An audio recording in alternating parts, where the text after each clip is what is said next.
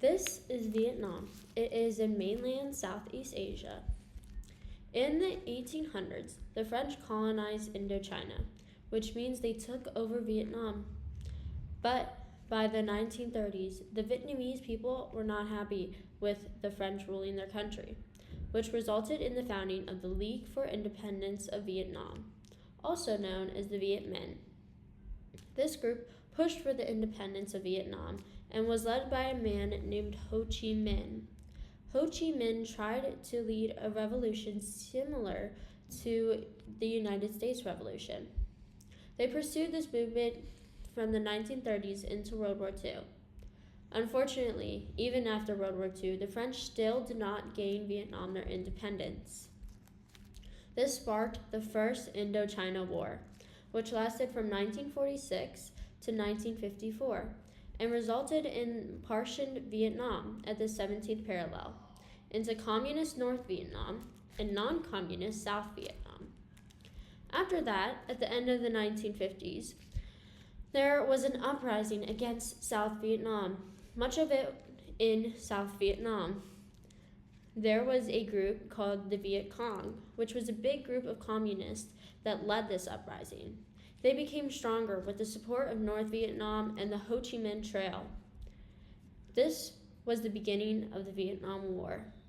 The Vietnam War was one of the most controversial wars in American history. And now, I would like to introduce my great uncle, Paul Heeney, who served in the Vietnam War. During your deployment, what did your diet consist of? Survival. You ate what you got, whether you had C rations, K rations, and maybe a couple times a month we would be actually back to our home base, and then we'd have some hot meals and stuff like that. Were you in contact with anyone during your deployment? Like, were you able to write letters or send messages? Mails would come in, okay. Care packages, they would come in, but sporadic because they didn't know where you were. It depends on what you were assigned. Were you a support group? Were you a combat? Whether you were on field missions or special assigned missions. There was different levels. There was MACV, that's intelligence, and then we had the actual support of getting supplies to the troops, or you were on missions. During warfare, where were you placed?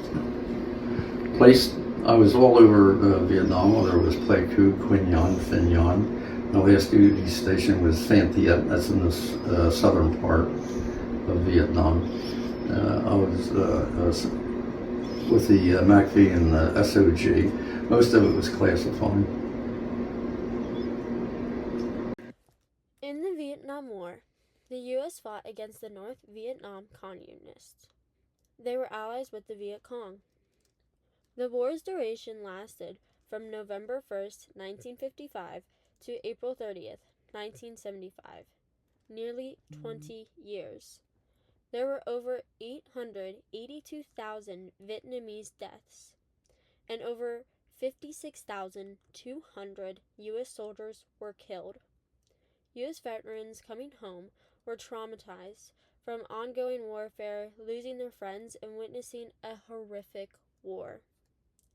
Unfortunately, the veterans arriving home did not receive a warm welcome. They were not viewed as heroes, rather outcasts. The U.S. lost the war, and most of America believed that the U.S. should have never joined the war. This made it even more challenging for the soldiers to come home and heal.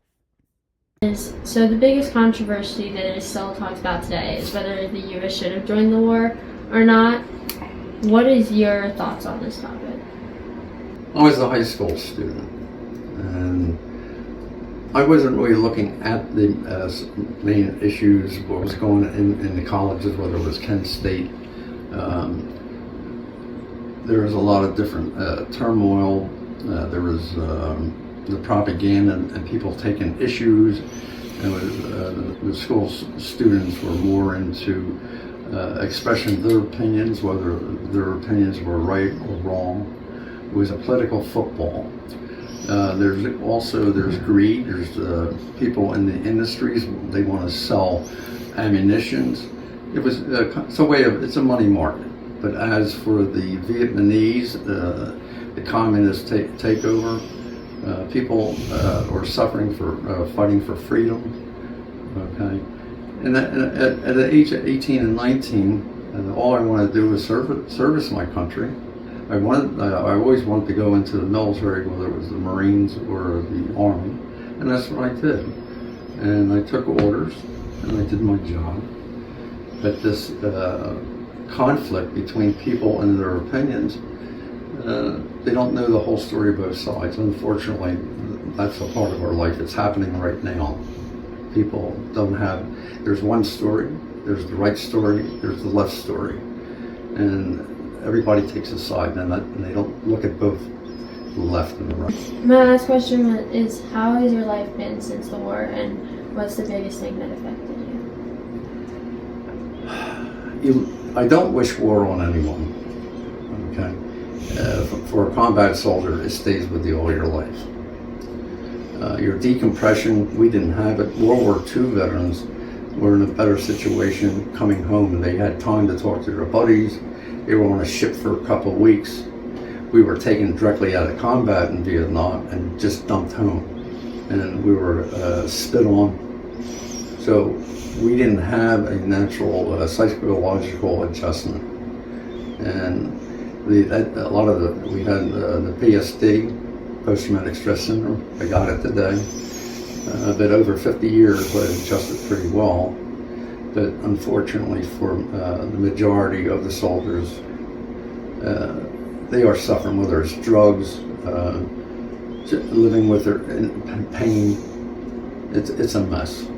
And some of them, even today, aren't taken care of mentally. You're coming out of a combat situation.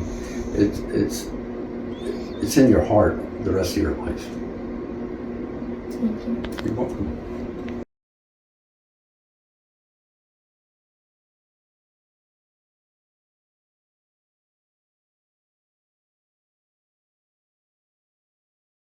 Do not trust them. They lie to you, GI. You know you cannot win this war. Your rich leaders grow richer while you die in the swamp, GI. They will give you a medal, GI, but only after you are dead. Your government lies to you every day, poor soldier. The Vietnam War was a tragedy, with many dead and many traumatized. This war still remains a controversial topic in the U.S. today. I would like to thank my Uncle Paul for serving in the war and doing the interview for this video.